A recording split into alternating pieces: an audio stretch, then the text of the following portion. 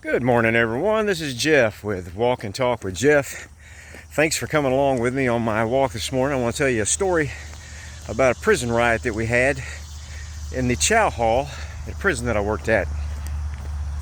It was pancake day, and that was in the morning. I was on the midnight shift.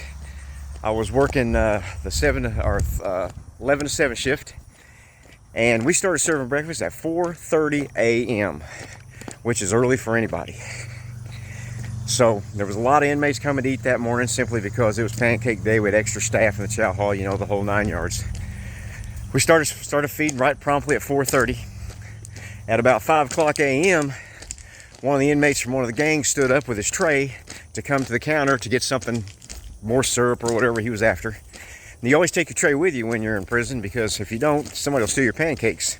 There's no honor among thieves. I've seen it happen many times, a guy stealing another man's food. So they take the tray with him. Well, when he took the tray with him, another guy decided he would stand up at the same time he was walking by, and they was pretty tightly packed in there.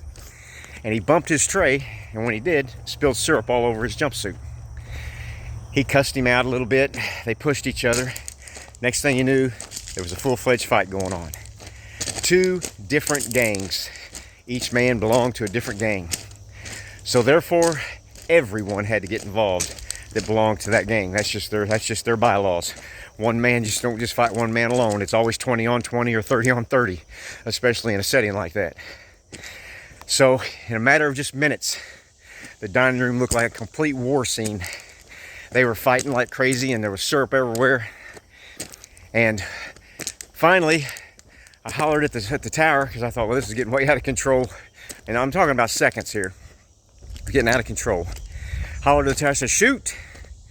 You know, in our codes that we used at the time. Nothing. No gun came out of the port, nothing. I said, "Shoot the gun," nothing. Nobody was around. It seemed like somebody forgot to put him in the tower. Third time I hollered as loud as I could. I could hear from downstairs, even as loud as the fight was, our rings on our phones were really loud. I heard his phone ring up there. Somebody from another unit was calling him saying, "Hey, wake up, dude. You got a full-scale riot going on, and you don't even know it." And that's what happened. That's what it was. Finally, here comes the gun flying out. Boom! Shot goes off. It was a blank. The first ones are always blanks.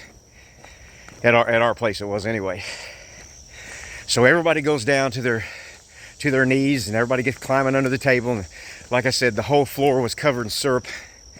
There was cups and trays everywhere because they were throwing them at each other. They were throwing them at officers. It was a scene. On midnight shift, you got to know, you get tired. That's just the way it is. And when you work midnight shift, I mean, it's all backwards for you. Well, what you got to remember is you're still watching out for your brothers and your sisters down there on the floor that are running the chow hall. This officer forgot that and kind of fell asleep at the most inopportune time. One thing that happened during the entire riot, I always talk to this big cook up there. He was a big guy, big weightlifter, weighed about 300 pounds, 250, 300. He was all chiseled up. Ate good because he worked in the kitchen. I always got along with him real good. We used to sit around and shoot the breeze while, chow line was going on and stuff like that. He was not hooked up. He wasn't any gang or anything. He wasn't plugged up with anybody. He was big enough he didn't have to be. Well, when that fight all ensued, when it all started, he looked for me, found me, stood in front of me the entire time. He didn't let nobody even get close to me. He pushed them off. Nobody was after me. Don't get me wrong. There wasn't people coming after me like they was going to kill me or anything. But he was making sure that nobody touched me. He stood in front of me like a shield.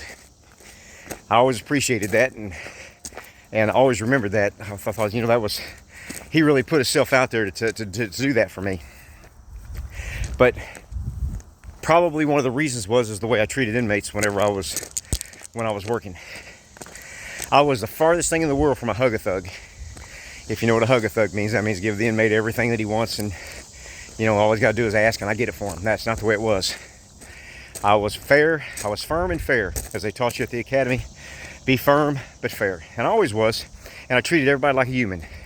I talked to inmates. If they talked to me, I talked to them. If you didn't talk to me, I didn't make my way out to go talk to you, to try to strike up a conversation. So this guy kudos to him. And I told him the next day we came out to Chow Hall, and he told me, he said, boy, Big Cap, I was a captain at the time, that was my rank as a shift commander. He said, boy, you know something, Big Cap? He says, good thing I was here. He says, I saved your bacon. And then he just died laughing. He had a great big gold tooth in the front, in its front teeth, and it was really funny when he was laughing and telling that story. But anyway, I just wanted to share that story with you this morning. Another close call, another big riot. Prison stayed on lockdown for about a month after that because we had a huge gang problem at that time. We had to ship a bunch of the leaders out and get rid of a lot of people, and it was a very big deal. But anyway, that's my story for today. And I hope you all enjoy the day. If you would, like, subscribe, and comment on my page. And I will tell you another story at another time. I'm out.